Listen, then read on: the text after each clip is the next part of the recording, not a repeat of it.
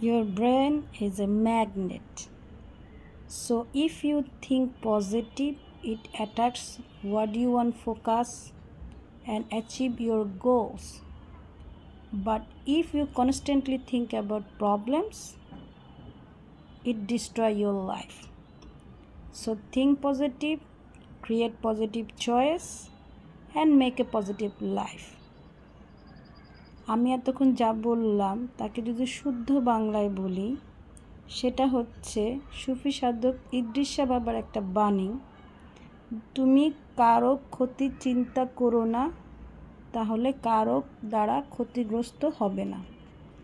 আরও সহজ করে যদি বলি, সেটা হচ্ছে ভালো চিন্তা করুন, ভালো কিছু হবে, খারাপ চিন্তা করলে খারাপ কিছু হবে। সো ভালো চিন্তা করুন, ভালো কাজ করুন, জীবনটাকে সুন্দর করুন। আজকে এই পর্যন্তই। আল্লাহ হাফেজ।